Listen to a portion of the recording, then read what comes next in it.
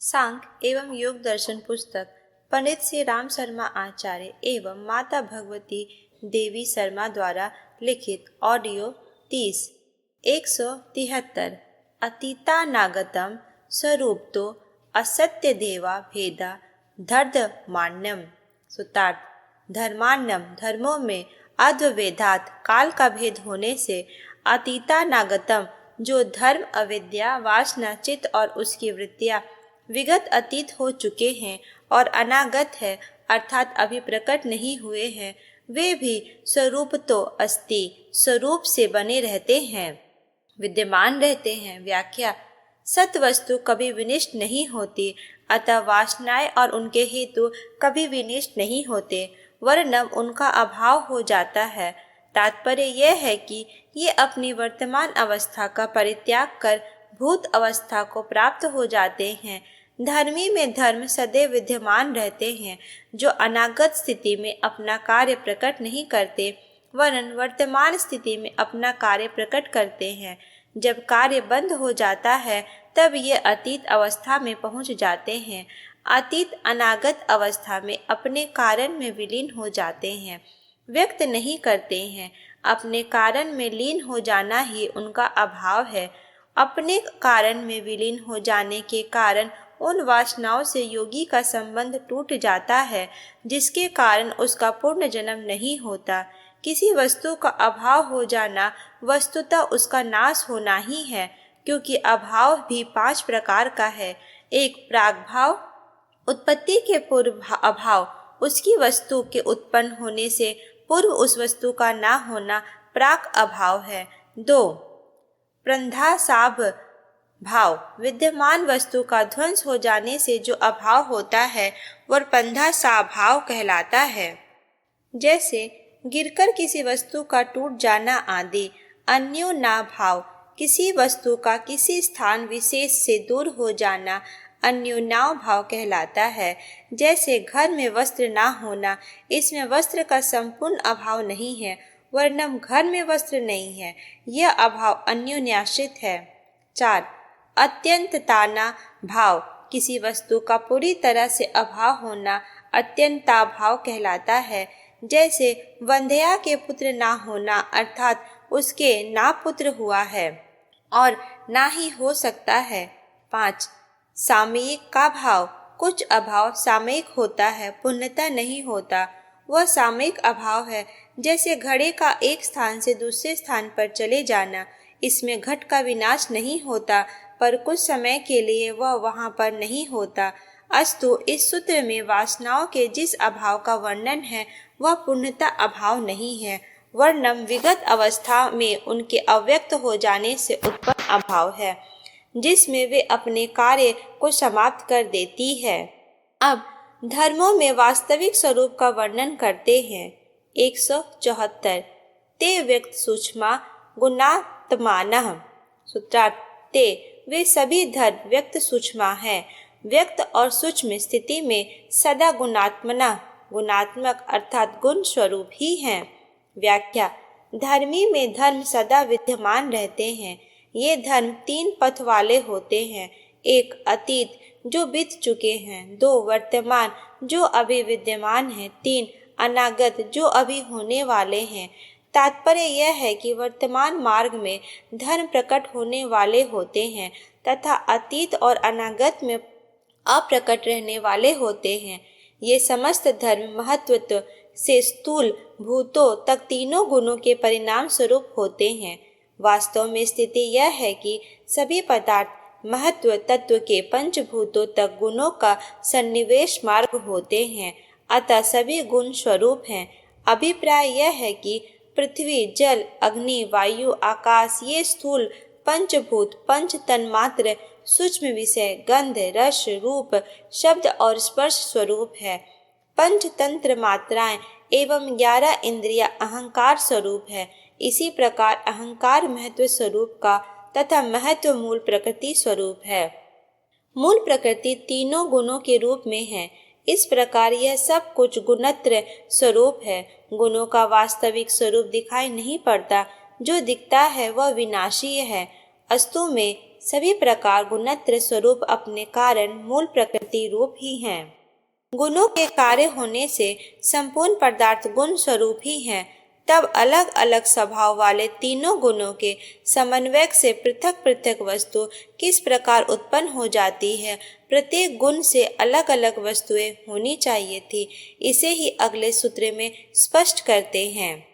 174 परिणामैक्त्वाद् स्तुतत्वम्। सूत्रार्थ परिणामैक्त्वात्म परिणाम के एक तत्व होने से वस्तु तत्वम वस्तु का उस तरह का होना संभव है। व्याख्या यद्यपि अनेक गुणों का स्वभाव परस्पर भिन्न भिन्न होता है तथापि परिणाम एक ही होता है।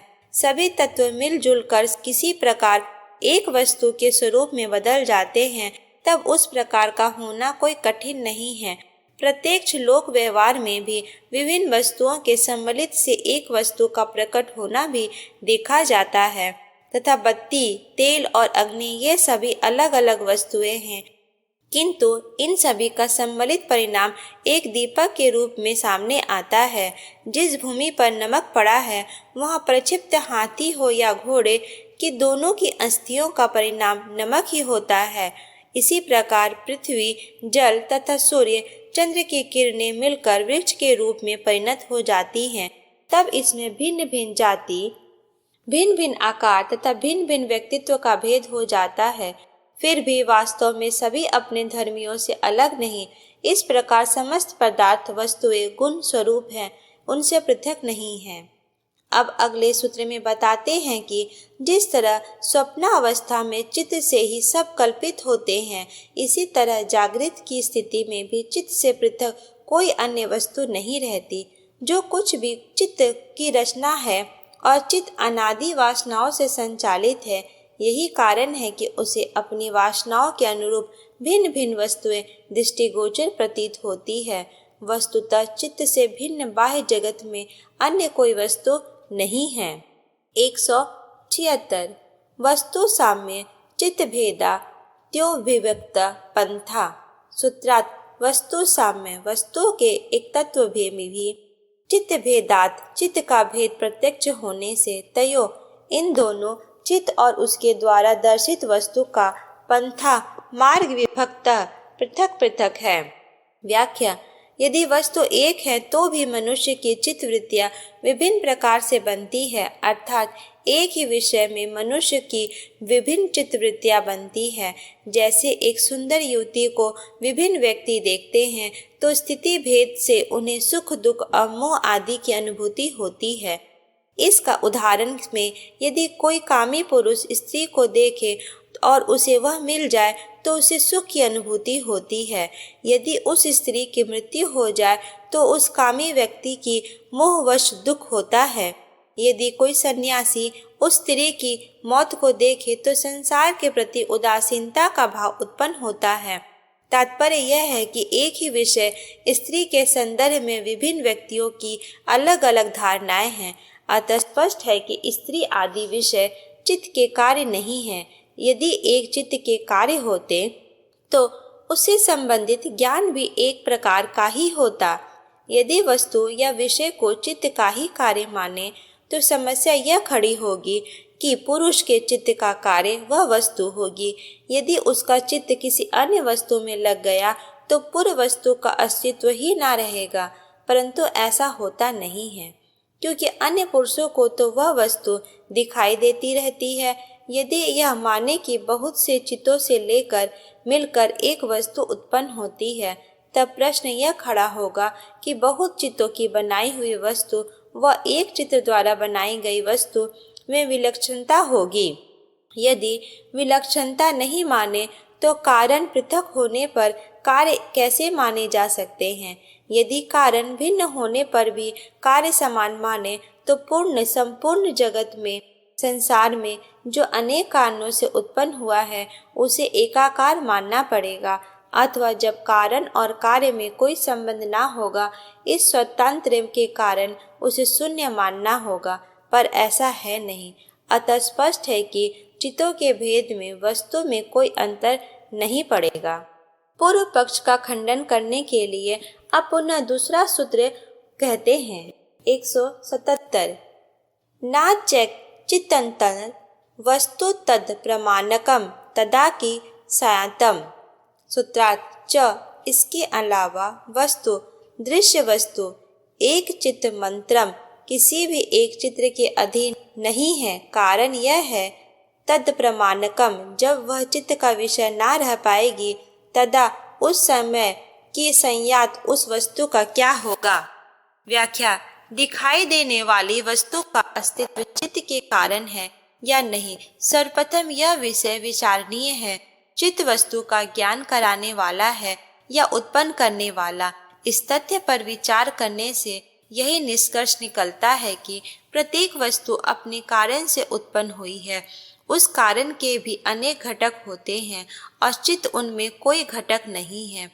वह तो मात्र वस्तु का ज्ञान कराता है, उसका ज्ञापक है। तो यह ज्ञापक किसी एक चित्त के अधीन है या अनेक चित्तों के अधीन है, यह जानना आवश्यक है। यदि वस्तु के अस्तित्व ज्ञान को एक चित्त के अधीन माना जाए तो समस्या यह खड़ी होगी कि एक चित्त जो कुछ समय पूर्व किसी वस्तु के अस्तित्व का ज्ञान प्राप्त कर रहा था, वह जब किसी अन्य विषय में लग गया तो कुछ समय पूर्व दर्शित वस्तु का क्या होगा। क्या अन्य लोगों को उस वस्तु का ज्ञान ना हो पाएगा? पर देखा जाता है कि अन्य लोगों को उस वस्तु के अस्तित्व का ज्ञान होता रहता है। अतः किसी एक चित्त के अधीन किसी वस्तु को नहीं माना जा सकता। यदि वस्तु के अस्तित्व को अनेक चित्तों के अधीन माने तो फिर किसी एक चित्त को उस वस्तु की प्रतीति नहीं होनी चाहिए, पर होती रहती है। इस विकल्प में एक कठिनाई यह भी होगी कि उन अनेक चित्तों की संख्या कितनी हो। अस्तु यह स्पष्ट हुआ कि वस्तु का अस्तित्व उसके अपने कारणों से आश्रित है, चित्त पर नहीं। ऐसी स्थिति में जिस काल में चित्त के द्वारा वस्तु का ज्ञान होता है, उसके अतिरिक्त काल में वस्तु के अस्तित्व को क्या प्रमाणिक नहीं माना जाएगा? अवश्य माना जाएगा, क्योंकि जब तक वस्तु के कारण घटक है तब तक किसी भी अन्य कारण चित्त आदि से वस्तु के अस्तित्व को चुनौती देने उचित नहीं है। अगले सूत्र में बताते हैं, जब दृश्य वस्तु की सत्ता स्वतंत्र है तब वह किस कारण से कभी दिखती है और कभी नहीं दिखती। 178 तदुपराग पेक्षात्व चित्तस्य वस्तु ज्ञाता ज्ञातम।